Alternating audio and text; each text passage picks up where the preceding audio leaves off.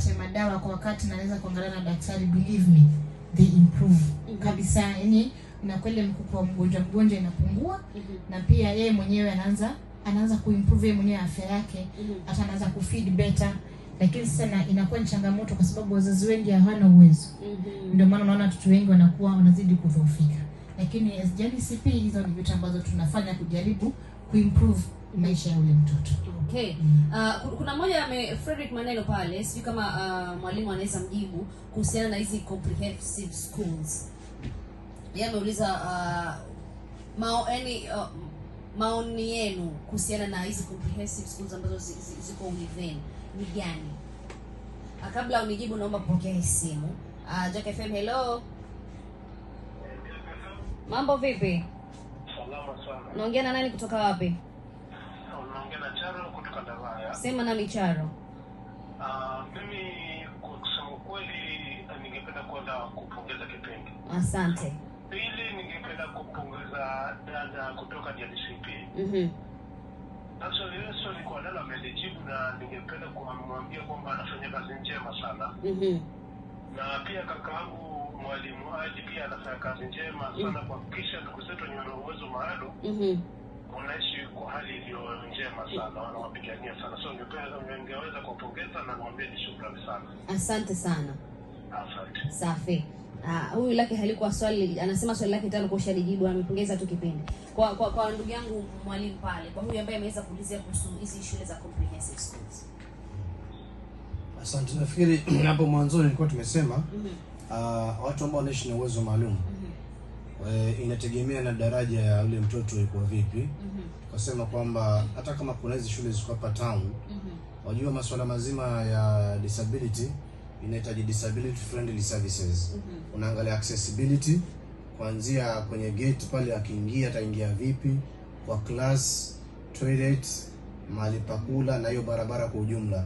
Sasa ikiwa pengine ile shule katika mazingira yake ni mazingira mazuri, ni masafi, kwa mtu ambao disability yake sio, sitaki kusema sio kubwa, lakini iko katika kategoria ya physical challenge, labda ni mguu ama ni mkono, na mandhari iko vizuri, walimu na wanafunzi wamemkubali, anaweza soma mahali popote. Hii ni adoption, ni mpaka sisi kama jamii tukubali, na walimu na mazingira kwa ujumla. Sasa kuna watu ambao tayari automatically ni watu wasioona, wao specific wako na shule yao ambayo inaitwa Lincoln School for the Blind. Tukasema tena kwamba wale ambao ni mental challenge, katika mental challenge pia iko na kiwango chake. Kuna lingine ni kubwa zaidi, nyingine ni iko kiasi. Labda ni mtu wa kupiga watu, ni mtu wa kurusha mawe, huwezi mweka katika mazingira fulani. Huyo automatically utamweka katika sehemu ambayo anastahili.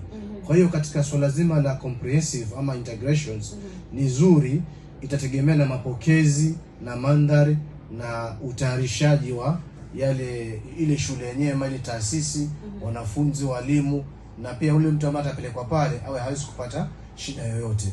Anaweza akasoma mahali popote, bora tu vile vitu vya kimsingi vile vinaweza kuzingatiwa. Kuna brother pia ameuliza swala zima la kuna watu ambao wanakula pesa za ulemavu. Kwa mfano hii program iko under serikali kuu, inaitwa cash transfer, mambo ya social protection. Hizi pesa ziko katika daraja tofauti tofauti. Kuna walemavu wanapewa, ama watu ambao wanaishi na uwezo maalum, wazee na mayatima. Lakini si kila mlemavu anapewa hii pesa, kulingana na sheria, ambayo sheria hii imetokana na National Assembly, bunge la kitaifa, ndio waliweza kupitisha kwamba yule anaitwa severe disability. Tumezungumza aina mbalimbali za watu ambao wanaishi na uwezo maalum. Kwa hiyo kuna yule ambaye anahitaji assistance ama usaidizi 24 hours. Yani kila kitu ni afanyiwe. Hawezi kujifanya yeye mwenyewe. Ndio anaitwa severe disability. So katika cash transfer, serikali kuu ndio ilikuja na huo mpango wa kuwapatia kitu kidogo ambacho kinawasaidia kila mwezi, sio pesa nyingi. So swala kama hili hata si la kushtakiwa wala la kulipeleka wapi, ni ukosefu wa ubinadamu, utu na tabia mbaya.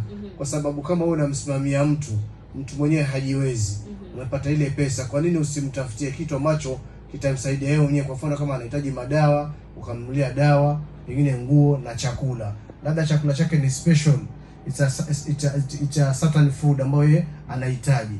So hapa ni utu, ubinadamu na watu waweze kutekeleza mambo ambayo yanavyostahili. So walemavu tu, kuna wengine wanakula pesa za wazee, babu na nyanya wajielewi, hawakusoma. Nyanya weka kidole hapa, weka kidole, anaweka pesa, anamrambia. Wengine ndio anasema hizi pesa ni za mayatima, mimi ndo nasimamia, anakula. Hii haitaki sheria, ni ukosefu wa ubinadamu na utu. Kuna leo na kesho utakufa pia wewe. Kwa Mungu utakwenda semaje? Kwa hiyo ni watu tu wawe na ubinadamu, wawe na utu, watekeleze haki vile ilivyo. Naam. Kuna mmoja ameuliza swali, anasema habari za asubuhi. Anasema anaitwa John kutoka Chizi ya Monzo Kinango. Naomba kuuliza kama kuna misaada yoyote wamepata kutoka kwa serikali either ya county ama ya kitaifa kuhusiana na masuala yao.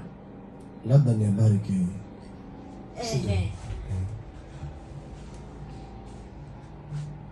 Anauliza kama kuna misaada yote pengine imeweza kutoka kwa county ama serikali kuu kwa ujumla kuwasaidia katika utendakazi wenu. Kwa hii mimi naweza sema in terms of mambo na education, serikali kuu, National Council for Persons with Disability, kuna watoto ambao wamekuwa sponsored, ambao wamepewa full scholarship. Yeah.